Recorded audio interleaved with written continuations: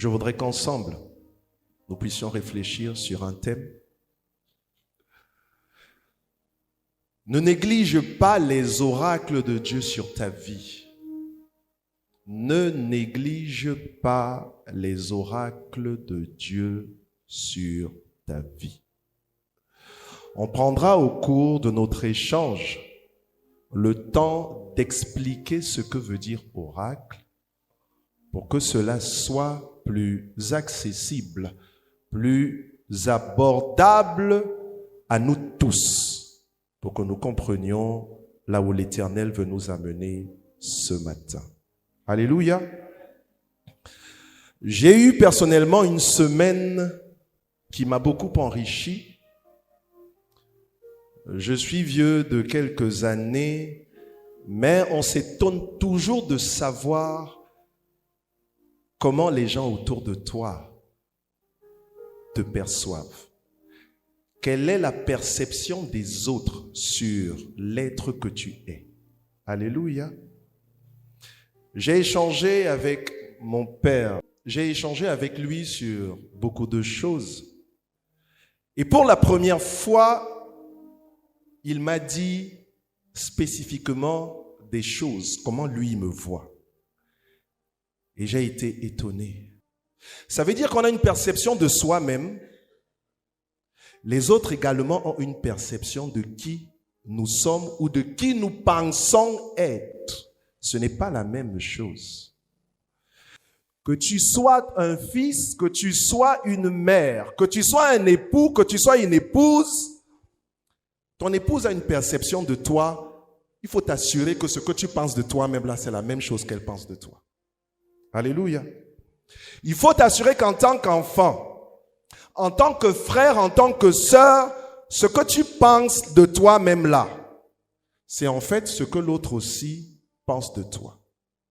Mais la réalité est qu'il y a beaucoup, et quand vous allez voir, il y a beaucoup de différences. Parfois, on pense quelque chose de nous-mêmes, mais on est complètement à côté de la plaque. Parce que ce que les autres voient de toi, tu ne peux même pas imaginer. On a tous fait ça en classe. Je disais aux gens, le respect est différent de la peur. Le respect est différent de la peur.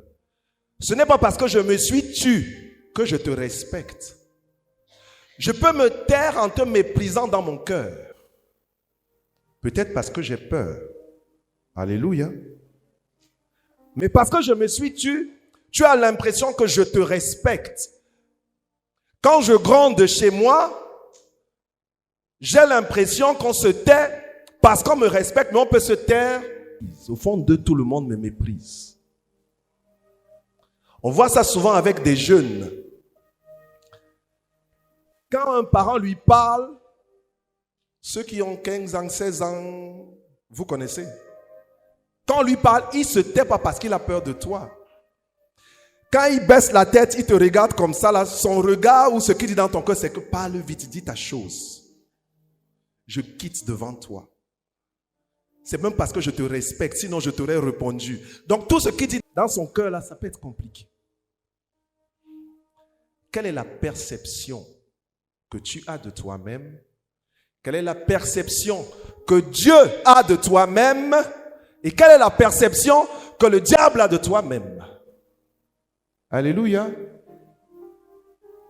Cette question, même Jésus n'y a pas échappé, il s'est interrogé. C'est humain. On veut toujours savoir si on fait bien. On veut toujours savoir si on est à la hauteur. On veut toujours savoir ce que les autres pensent. Quand on lit ensemble Matthieu 16, à partir du verset 13, il est écrit: Jésus étant arrivé dans le territoire de Césarée et de Philippe, demanda à ses disciples: Qui dit-on que je suis? Moi, le Fils de l'homme? Ils répondirent: Les uns disent que tu es Jean-Baptiste, les autres Élie, les autres Jérémie ou l'un des prophètes.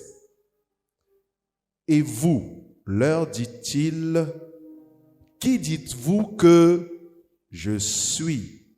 Simon-Pierre répondit, tu es le Christ, le Fils du Dieu vivant.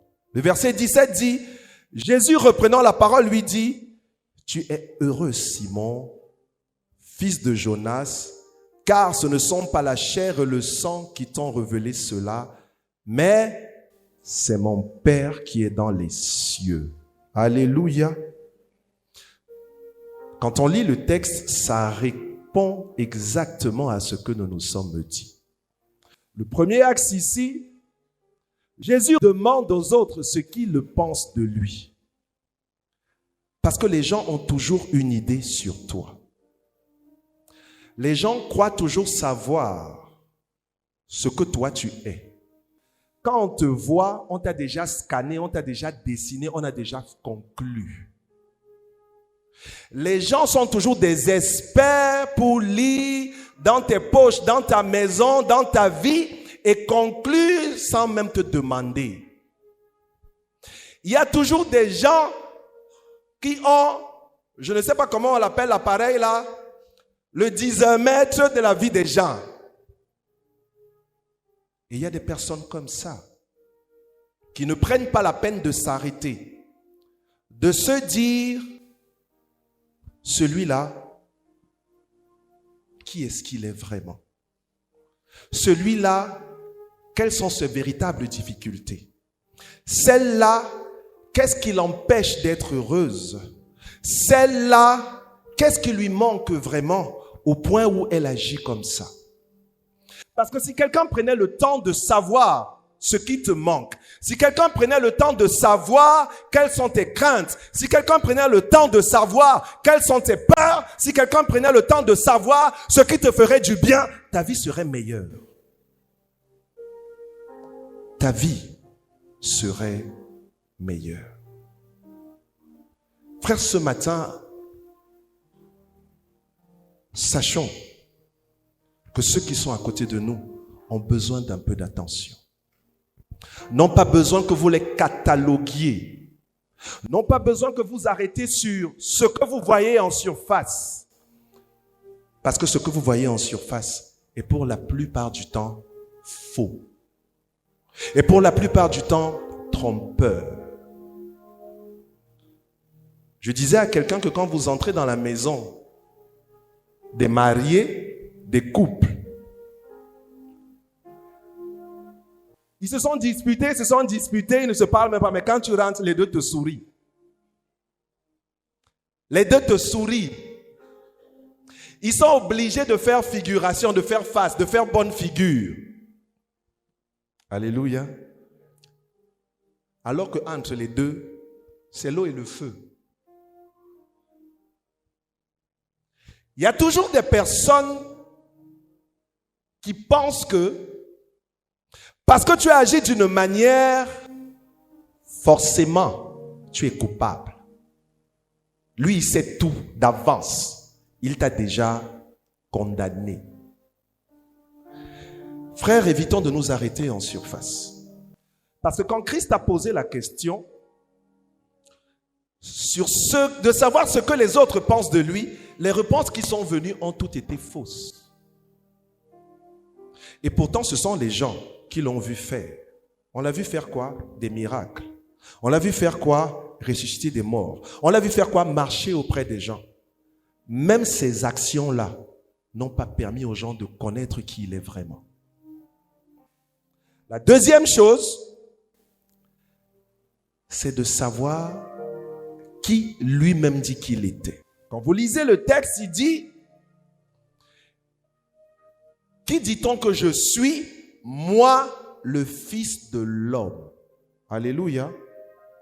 Jésus avait une perception de qui il était. Il a voulu la comparer à ce que les gens pensent. Et ça, c'est quelque chose d'important. Parce que tu te connais en fonction de tes œuvres. Tu te connais en fonction de tes œuvres. Es-tu un bon chrétien toi-même, tes œuvres vont te le dire. Es-tu converti? Toi-même, tes œuvres vont te le dire. Es-tu un bon enfant? Toi-même, tes œuvres vont te le dire. Tu n'as pas besoin que quelqu'un vienne te dire qui tu es. Et la plupart du temps, nous avons des apparences. La plupart du temps, nous marchons dans une sorte d'illusion de qui nous sommes. Pourquoi nous faisons-nous du mal à nous-mêmes? Je discutais hier avec mes pères. Je suis rentré et j'ai ri beaucoup à la maison parce qu'on parlait du mariage, on parlait des femmes, on parlait... Et quelqu'un a dit, il faut qu'on parle à nos femmes. Parce que la plupart du temps, tout ce qu'elles ont sur elles là est faux. Faux cheveux, faux cils, faux ongles, faux nez, ma mère, tout est faux. Et tu te bâtis une vie pendant 10, 15 ans, 40 ans, 30 ans, tu finis par te convaincre que ce que tu vois dans le miroir tous les matins, c'est toi. Ma mère, ce n'est pas toi. Ce n'est pas toi. Si elle ne fait pas 45 minutes dans la douche pour se maquiller, il y a le fond de teint, il y a le demi-fond de teint, il y a le bas de teint. Mais maman, après 8 ans de pratique, là-dedans, ce n'est plus toi. Ce que tu vois sur le miroir, alors tu dis, oh, tu es belle, tu es ma soeur. C'est quelqu'un d'autre. Et à la fin de la journée, tu t'étonnes que celui qui est à côté de toi, là, ne te regarde plus beaucoup. Parce que ce qu'il voit pendant 8 heures, 12 heures, et le soir, quand tu te laves, tu fais comme ça. C'est quelqu'un d'autre. Ah, tu enlèves le chapeau. C'est quelqu'un d'autre. Je vous en prie. Frère, je vais laisser comme ça parce que le pasteur dit, ouais, pasteur, laisse. Je laisse. Mais il est important de connaître qui nous sommes vraiment. Il est important. On voit seulement chez les femmes, hein. Les hommes sont très forts dans la dissimulation et dans les doubles vies. Très forts. Quand il entre là, il est l'agneau en personne. Mais va voir ce qu'il fait derrière. Quand il rentre, c'est le bon père de famille. J'ai voyagé un jour avec un collègue. Nous sommes allés ailleurs. Et dans ces régions-là où vous allez, on vous donne des femmes en signe de respect. Donc, on vous donne des femmes en signe de respect. Nous sommes arrivés, on avait 10 jours, 12 jours où on ne devait pas dormir au même endroit une seule fois. Et vous vous imaginez quand on est arrivé, tout le monde vous salue. Et après les cérémonies, c'est le chef qui vient te dire que bon, pour t'honorer, il prend la main de sa propre fille. Il vient te dire que va te reposer. Et si tu refuses, tu l'as méprisé. C'est une culture. Je ne suis pas là pour juger. Mais sauf que, pendant tout le voyage, la personne avec laquelle j'étais, il a dit qu'il faut respecter la culture. Il a vu qu'il fallait respecter la culture. Donc, on était ici aujourd'hui, il a respecté la culture. Le matin, il s'est réveillé. On a voyagé, on est arrivé ailleurs. On a donné une autre culture. Il a respecté la seconde culture. On est reparti ailleurs. J'étais étonné. Il y a les hommes qui sont forts, hein. J'étais étonné. Mais le dernier jour, on devait rentrer. On arrive. On descend, on devait ramener des souvenirs aux familles, quelques cadeaux. Ce monsieur a acheté pratiquement toutes les boutiques. Il est rentré là-bas. Il a acheté et les pagnes, et les bijoux, et c'était pour sa femme. C'était pour celle-là qu'il attendait. Et j'ai regardé comme ça, je me suis dit, est-ce que le père s'y est cohérent? Donc tu vas rentrer, ta femme va t'attendre à la maison. Chérie, tu m'as manqué. Il dit que tu m'as manqué, tu ne peux pas savoir. Et après, il va ouvrir. Pour te fermer les yeux, il y aura des cadeaux partout. Et tu vas dire, mon mari m'aime parce qu'il me couvre de cadeaux. Alors que c'est un petit lascar. Alléluia. Tu te trompes toi-même. Et tu rentres, tu vas jouer avec les enfants. Bébé. Tu te trompes toi-même. Tu n'es pas un père exemplaire. Tu n'es pas un mari exemplaire. Laisse ça. Connais-toi toi-même. Cherche à travailler sur ces manquements pour que quand tu te regardes dans le miroir, que tu dises vraiment c'est le moi qui est ici. Alléluia. Il est important que tu te connaisses en fonction de tes œuvres. Si tes œuvres sont mauvaises, corrige-les. C'est comme ça que tu vas avancer. Il y a beaucoup de gens qui sont dans la maison de Dieu. 14 ans et demi. Il y a le même démon qui te traumatise. Le même démon qui te traumatise. Le même démon qui te traumatise. Tu refuses de venir voir le pasteur que pasteur prions. Tu fuis. Et tu es là, on est dans la louange. L'Éternel, tu es loin. Pourquoi tu fais ça? Tu te mens à toi-même parce que le pasteur est là pour t'aider. Mais puisque tu portes une carapace, il ne peut pas t'aider. Et pendant 14 ans et demi, ce démon va mettre les barrières devant toi. Va pourrir ta famille. Va pourrir tes business. Et pourtant, tu es ici dans la maison de Dieu tous les jours. Rentre dans ta chambre, pardon. Fais face à toi-même. Regarde tes manquements.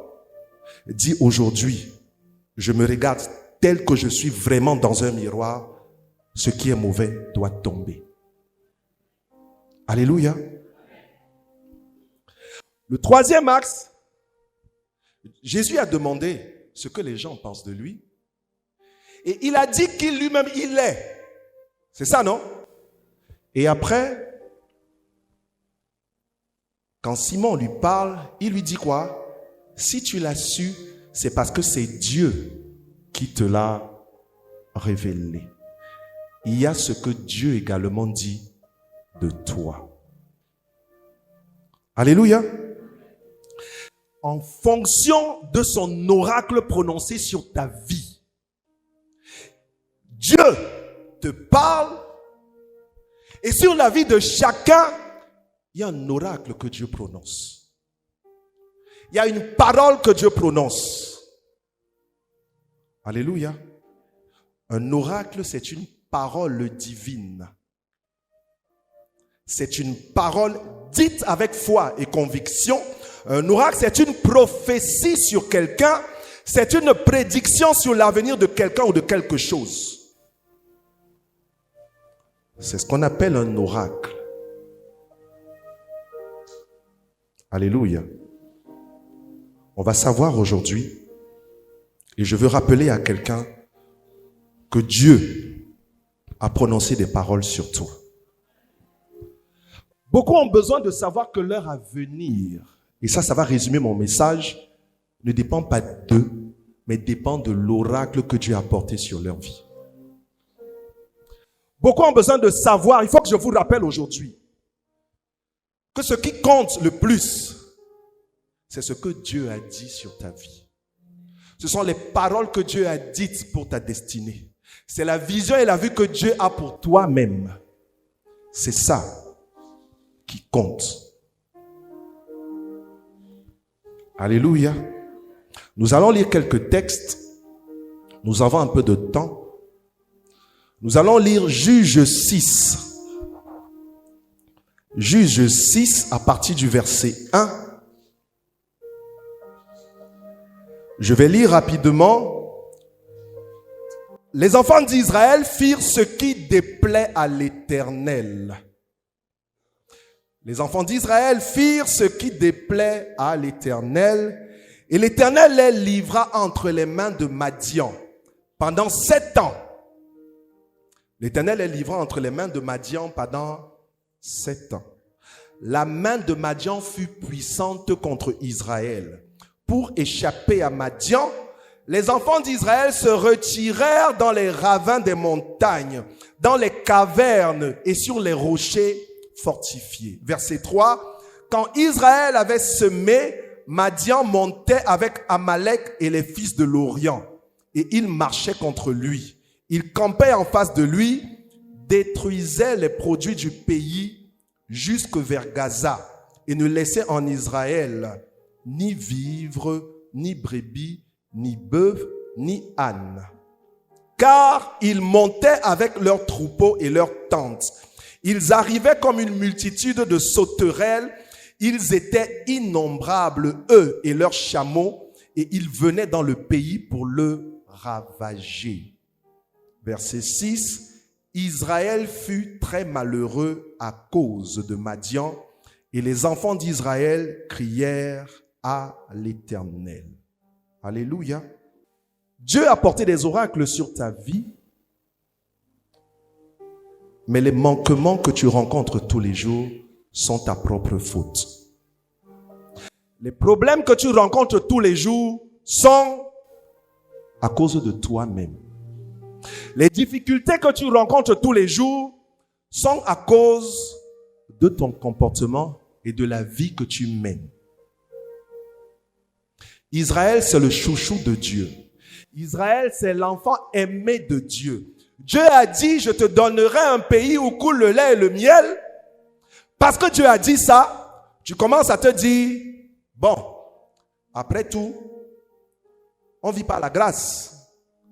Donc, comme il y a la grâce, je peux un peu aller faire.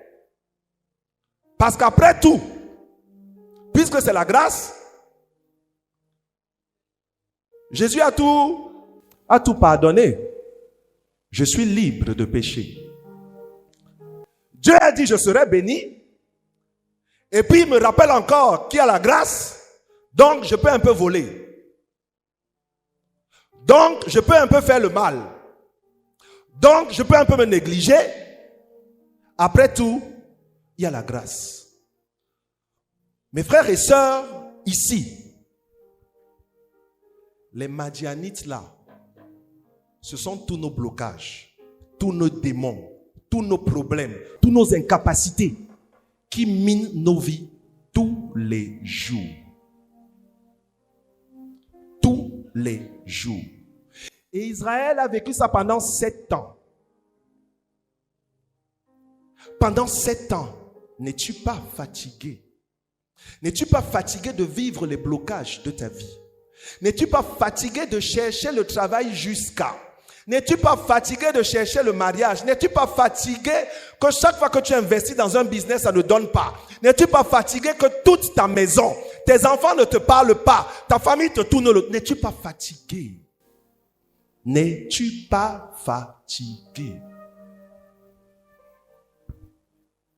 Il y a un problème. Israël a vécu les mêmes réalités. Ce qui va t'arriver ou ce qui t'arrive est la cause de ta propre désobéissance. Est la cause de ton propre cœur endurci. Est la cause de ta méconnaissance de la parole de Dieu. Certains veulent l'arranger toujours à leur propre goût. Le péché mignon. Mon péché mignon, c'est... Le péché est laid, il n'est pas mignon. Le péché est laid, il n'est pas mignon. N'essaye pas d'enrober, n'essaye pas de justifier. Ça ne va pas t'aider. S'il y a encore des choses contre lesquelles tu luttes, si tous les jours tu t'investis et tu ne trouves pas de résultat, n'accuse pas Dieu, mais cherche la solution dans le mode de vie qui est le tien. Cherche la solution dans les réalités dans lesquelles tu vis. Parce que c'est de là-bas. Et c'est certainement là-bas que tes difficultés sont tapis et elles naissent de là. Alléluia. Nous allons lire Juges 6, 11 à 12. C'est la suite du texte. Puis vint l'ange de l'Éternel et il s'assit sous les térébinthes d'Ophra, qui appartenait à Joas de la famille d'Abiézer. Gédéon, son fils, battait du froment au pressoir pour le mettre à l'abri de Madian. L'ange de l'Éternel lui apparut et lui dit, « L'Éternel est avec toi, vaillant héros. » Alléluia. Frères et sœurs, voilà un ange qui apparaît à Gédéon. Gédéon qui fait partie de la même tribu qui a péché. Gédéon qui fait partie de la même tribu que l'Éternel punit, mais un ange lui apparaît. Alléluia. Je voudrais dire à quelqu'un ce matin que malgré les difficultés qui sont les tiennes, malgré les réalités que tu traverses, l'Éternel se tiendra toujours disponible pour venir t'aider si ton cœur est prêt à le recevoir. L'Éternel se tiendra toujours disponible à venir te soutenir si ton cœur est disponible à le recevoir. Alléluia. Gédéon, on dit, Gédéon, il battait du froment. Beaucoup ont l'impression que c'est à force d'être, parce qu'il ne faut pas tomber dans l'excès. Beaucoup ont l'impression que c'est à force d'être trop pur, que Dieu va te toucher.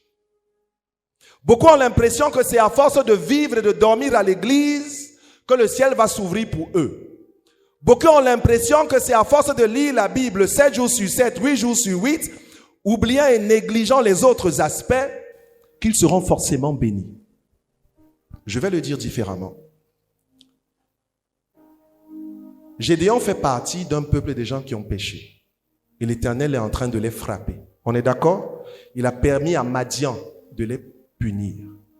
Mais Dieu envoie un ange rencontrer un homme parmi les pécheurs. Alléluia. Il faisait quoi? Il ne priait pas. Il n'était pas en train de chanter des louanges. Il n'était pas en train de prier. Il n'était en train de rien faire en ce qui concerne l'œuvre de Dieu. Mais un ange est venu à lui. Alléluia. Ce que Dieu a dit sur ta vie, c'est ça qui va s'accomplir. Il trouvera des voies et moyens. Éloigne-toi, tourne ta vie, mais il trouvera toujours des voies et moyens pour t'envoyer une main, pour te tendre une main. À toi de savoir qu'ici, c'est la main que Dieu est en train de me tendre. Ne pensons pas toujours que c'est parce que toi tu viens ici à l'église que ton frère qui lui joue au football le dimanche, lui, il est maudit. Parce que même là-bas, sur son terrain de foot là, l'Éternel peut lui apparaître. Gédéon n'était pas en train de prier. Gédéon travaillait et l'ange lui est apparu.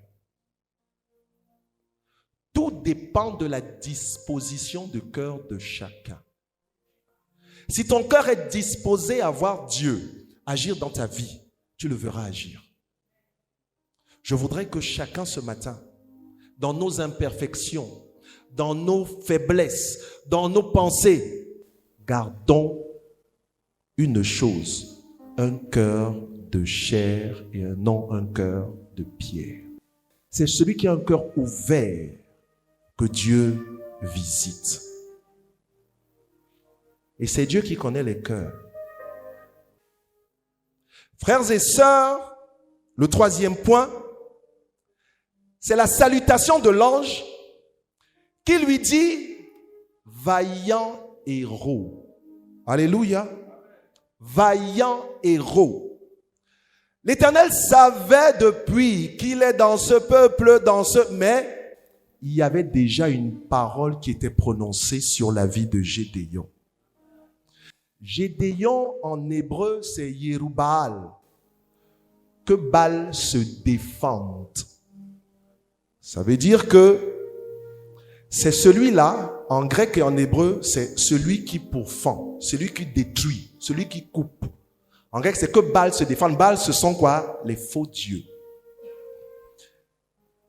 Le nom de Gédéon en lui-même, c'était l'oracle de Dieu sur sa vie. Ce qui voulait dire qu'il va t'utiliser, il devait utiliser Gédéon pour faire tomber les œuvres du diable dans la vie d'Israël. Pour faire tomber la force de Madian sur Israël. Pour guérir la plaie que Israël subit pendant des années. L'Éternel a prononcé un oracle sur ta vie. Qu'importe les difficultés que tu traverses, il y a une parole qui a été prononcée sur ta vie. Il faut que tu sois disposé à l'entendre de Dieu et à passer à l'action. Je dis souvent aux gens, on ne donne pas les noms aux enfants n'importe comment. Mais quand ça viendra, ne nommez pas vos enfants n'importe comment. Interrogez Dieu. Lisez toute la Bible, on ne donnait pas le nom d'un enfant au hasard. C'est la destinée qu'on plante dans la vie d'un enfant. Ne faites pas cette erreur. J'ai échangé avec mon père et il m'a dit ce que mon nom voulait dire. Et j'ai été étonné parce qu'il m'a dit aujourd'hui, j'ai la confirmation que l'Éternel ne m'avait pas trompé. J'ai dit ok. Je connais une dame qu'on appelle son nom, je vais le dire en Douala parce que c'est une femme Douala, Ewola Mukutawanga. Ça veut dire, vous connaissez le sac de sel, je l'ai déjà dit ici, le sac de sel vide, usagé. Comment tu peux donner à un enfant un nom comme ça? Mais elle reflète sa vie. Elle n'est rien. Vide. Comment tu peux donner un nom comme ça à un enfant? Quel est le type de destin que tu lui prédis? Il y a des gens qui vivent encore des difficultés et des malédictions familiales à cause du nom de famille. Alléluia. Parce que tu es né dans cette famille, parce que ce nom-là a été sacrifié par tes ancêtres ou a été mis dans un canari par tes ancêtres il y a 400 ans. Ma soeur, ça va te suivre. Ça va te suivre. C'est pour ça que je disais, sache ce que le diable dit de toi. Sache ce que tu es et il faut savoir ce que Dieu dit de toi-même. Parce que ton nom de famille, le diable l'a réclamé et l'a mis dans des canaris depuis. Et toute ta lignée, il y a une malédiction, toute ta lignée, tous tes projets, tous vos enfants sont là-dedans.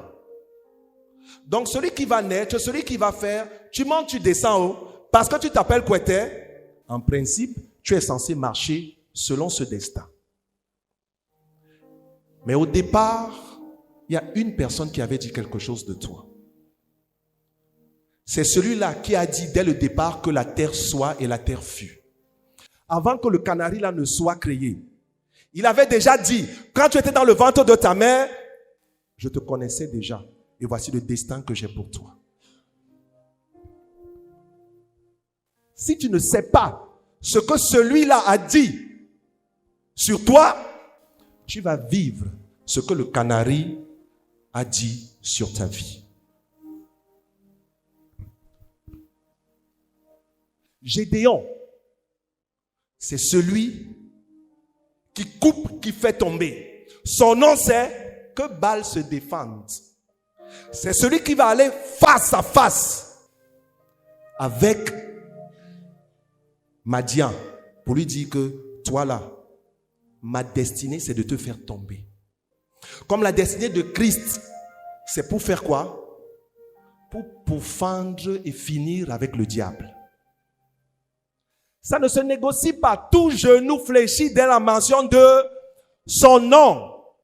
Quand tu dis à un démon, au nom de Jésus, il ne discute pas. C'est la loi. Il se met au pas. Alléluia. Ce que Dieu a dit sur toi, sur ta vie, sur ta destinée, les oracles qu'il a prononcés sur toi, mon frère, je viens te dire ce matin que c'est eux qui vont s'accomplir au nom de Jésus. Il ne faut pas que vous doutiez de ça. Et les erreurs à ne pas commettre, on va les voir. Je vais lire la suite du texte. C'est Juges 6, 15 à 16. Gédéon dit: ah mon Seigneur, avec quoi délivrerai-je Israël? Voici, ma famille est la plus pauvre en Manassé et je suis le plus petit dans la maison de mon père. L'Éternel lui dit: mais je serai avec toi et tu battras Madian comme un seul homme. Le problème justement, c'est que les gens écoutent ce que les autres leur disent d'eux, mais ils n'écoutent pas ce que Dieu dit d'eux-mêmes. Gédéon a vu qu'il est dans une petite famille. Il a vu les limites des hommes. Il a vu ce que les hommes lui montraient. Et il s'est contenté de ça. C'est pas parce que ton père est pauvre que tu dois finir pauvre. Alléluia. C'est pas parce que dans ta famille les gens ne se marient pas que toi tu ne dois pas te marier. Ce n'est pas parce que, en fait, les gens ne trouvent pas du travail dans ta famille que c'est aussi ton lot quotidien. Toi, tu peux être l'exception à la règle. Tu peux être l'exception à la règle. Qui a dit que dans toutes les familles, il y a des problèmes? Les problèmes arrivent, mais il y a des familles où, quand un problème arrive, ça ne fait pas 2 jours, c'est résolu. C'est une réalité. Pourquoi vous pensez que la mère et le fils ne peuvent pas s'entendre? Pourquoi vous pensez que les frères et sœurs ne peuvent pas s'entendre? Évitez d'absorber ce que le monde vous donne et vous renvoie. Cherchez ce que Dieu dit et pas ce que le monde vous présente. Chaque fois que vous allez mettre votre cœur à lire le quotidien, vous risquerez d'être déçu et d'être submergé par une mauvaise réalité. S'ils ne se marient pas, toi tu te marieras. S'ils n'ont pas de travail, toi tu auras un travail. S'ils n'ont pas construit de maison, ils ont vécu dans les maisons familiales. Toi là, tu vas acheter ton terrain et tu vas construire ta maison au nom de Jésus. Ça, c'est une réalité. Parce qu'il y a un oracle qui a été porté sur ta vie. Même les jumeaux dans le ventre des parents, jumeaux identiques, quand vous regardez, même leurs empreintes sont différentes. Le destin n'est pas un destin commun. Joseph, ils étaient combien dans leur famille? 12. Les 12 n'étaient pas destinés à être premier ministre. Un seul était destiné à être premier ministre. Parmi ceux-là, les 12 n'ont pas couché avec les femmes de leur père. Un seul a couché avec la femme de son père. Ils étaient 12. Et chacun a eu selon ses œuvres. Au-delà de selon ses œuvres, chacun a eu selon la parole et l'oracle de Dieu sur sa vie. Alléluia. Frère, il faut uniquement avoir la perception de soi dans le règne spirituel. Ce que je veux dire, beaucoup de gens, quand ils se parlent à eux-mêmes, s'analysent ou analysent leur vie, ils se limitent à ce que eux-mêmes sont capables de produire. On a laissé les autres, mais ils se limitent à leur propre capacité. Ça veut dire qu'ils refusent de faire l'expérience de la foi. Tu n'es pas un être charnel. Depuis que tu as confessé Christ, tu es devenu un être spirituel. Que tes perspectives sur toi-même commencent à être des perspectives sur toi-même dans le règne spirituel au lieu qu'elles soient dans le règne charnel. S'il y a une maladie dans ta maison, tu as la capacité de prier et d'imposer les mains. Alléluia. Parce que tu es d'abord quelqu'un dans le règne spirituel, tu n'es pas d'abord quelqu'un dans le règne physique. Je n'ai pas besoin d'être médecin. Je n'ai pas besoin d'être un expert. Qu'importe la maladie, vous venez avec l'enfant, je prie pour lui et il guérit au nom de Jésus. Je ne discute ça avec personne. Je ne suis pas allé dans une école où on chasse les démons, mais le démon qui se place devant moi, quand j'élève la voix, tu obéis au nom de Jésus. J'ai la connaissance de moi-même dans le règne spirituel. Et c'est pour ça que mes problèmes, que ce soit à la maison, que ce soit au bureau, que ce soit sur la rue, j'essaye d'abord, comme toi tu dois le faire, aller garder ou aller gérer sur le règne spirituel. Commence par le spirituel d'abord. Alléluia. Que le spirituel, parce que tu es mort. Alléluia. Et tu es ressuscité en Christ. La chair est morte. Tu es ressuscité en Christ. Ce que tu diras, c'est sur ça que Dieu mettra OK, je valide. On dit ce que vous condamnez ici sur terre sera quoi? Ce que vous lirez de l'autre côté, si tu détaches, ce sera détaché où? Frères et sœurs, ne commettons plus l'erreur d'être des êtres de chair, mais rappelons-nous que nous sommes des êtres spirituels. Alléluia. Je voudrais nous dire ce matin que Dieu a dit des oracles sur la vie de chacun. Je vais terminer et sortir par ce texte. Gédéon a douté, mais l'Éternel l'a appelé avant vaillant héros. Alléluia. Quand je lis Juge 7, de 9 à 15, j'aime cette partie. L'Éternel dit à Gédéon pendant la nuit, lève-toi, descends au camp, car je l'ai livré entre tes mains. Si tu crains de descendre, descends-y avec Pourra, ton serviteur. Tu écouteras ce qu'ils diront, et après cela, tes mains seront fortifiées. Descends donc au camp. Il descendit avec Pourra, son serviteur, jusqu'aux avant-postes du camp. Madian, Amalek et tous les fils de l'Orient étaient répandus dans la vallée comme une multitude de sauterelles. Ils étaient nombreux, hein? Ils étaient répandus dans la vallée comme une multitude de sauterelles et leurs chameaux étaient innombrables comme le sable qui est sur le bord de la mer. Gédéon arriva et voici, un homme racontait à son camarade un songe. Ça veut dire qu'il est allé dans le camp de l'ennemi. Dieu lui a dit, tu t'appelles Gédéon. Et Gédéon là, veut dire que Baal là, les démons, les mauvais dieux, les faux dieux là, ils doivent être prêts à te recevoir parce que tu viens dévaster sa vie. Il dit que non, ouais, moi je ne suis qu'un fermier, je ne suis que le fils d'un dernier, je ne suis que... Dieu lui dit, je te connaissais et tu es depuis devant mes yeux un vaillant héros. Je vais te le prouver. Il lui dit, si tu doutes, va dans le camp de l'ennemi. Va dans le camp de tes problèmes. Va dans le camp des sorciers de ton village. Va dans le camp de tes difficultés. Va dans le camp de ton guémé. Va dans le camp de tes maladies. Il dit, si tu doutes, va, rapproche-toi. Et le texte dit qu'ils étaient comme une multitude de sauterelles, que leurs chameaux étaient innombrables comme le sable qui est sur le bord de mer. Nous avons 1001 problèmes. Et c'est comme ça que nos difficultés sont décrites dans nos vies.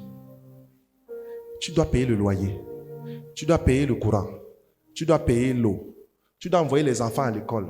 Et tu l'as même envoyé à l'école, il a coupé le sac. Quand il a coupé le sac comme ça, là, il est revenu, le cahier n'existe plus. Le cahier n'existe plus. Quand tu ouvres son cahier que tu as même trouvé là, il n'a même pas écrit les résumés.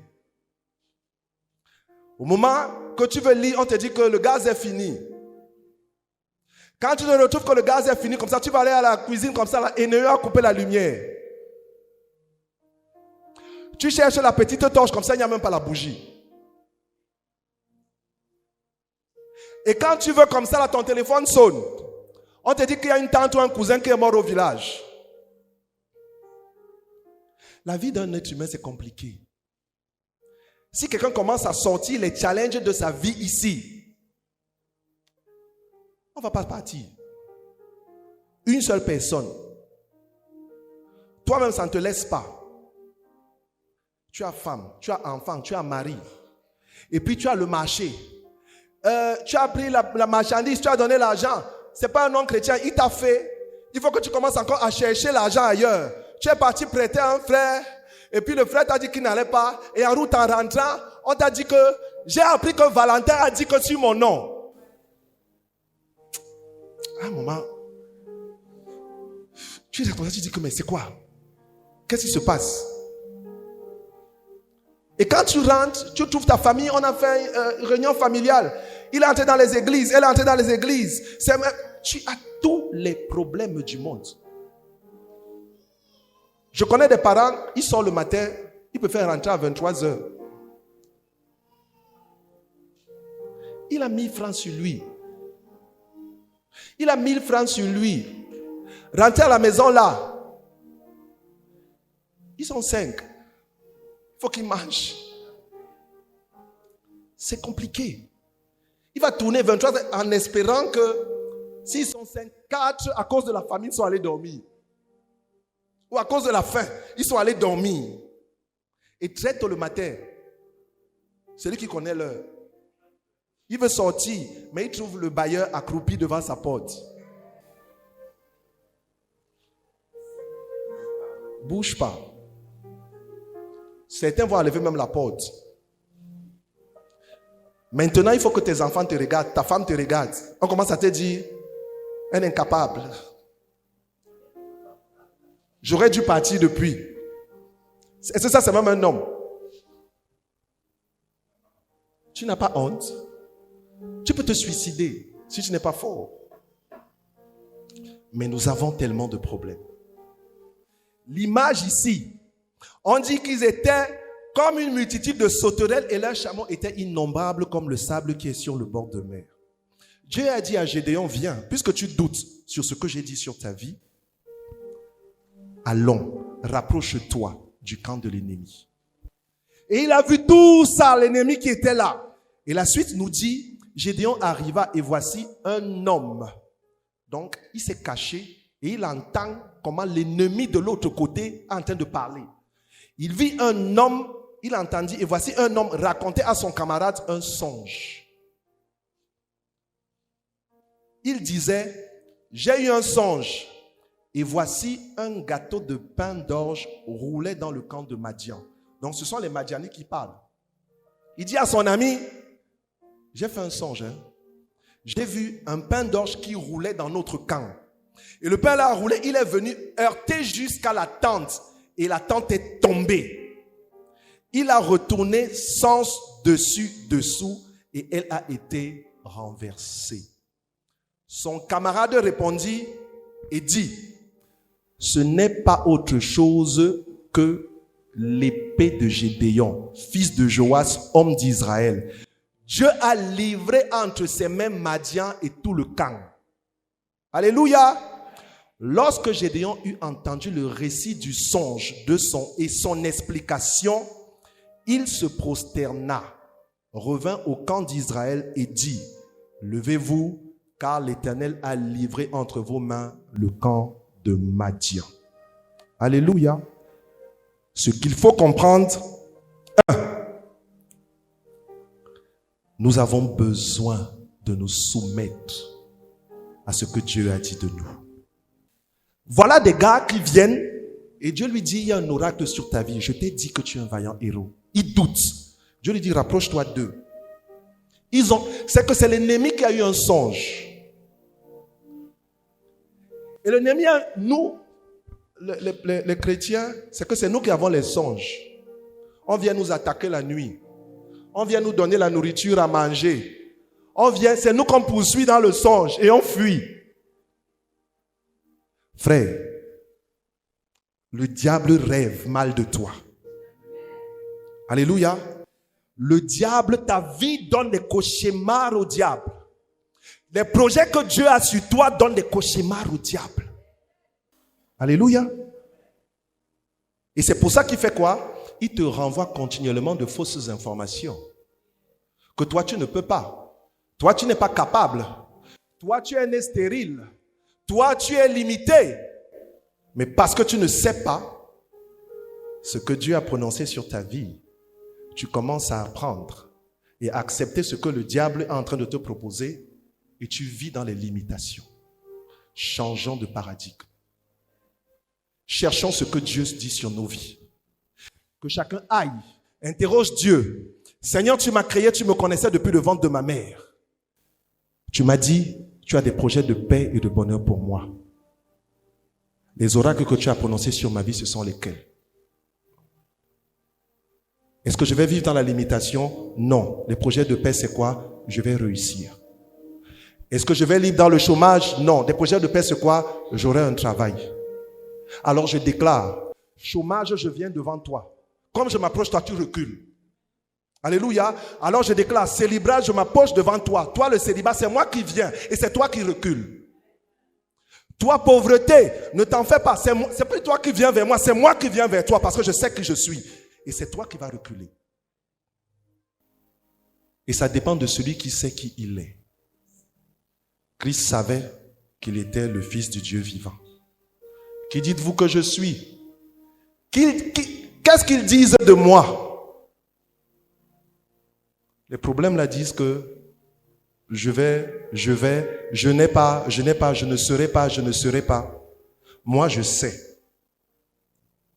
que ce que je suis un enfant de Dieu. Maintenant, quand je regarde, qu'est-ce que Dieu dit de moi? Dieu confirme que je suis un enfant de Dieu et un enfant de Dieu à la victoire, ça me suffit. Alléluia. Je voudrais que ce matin, nous puissions nous lever.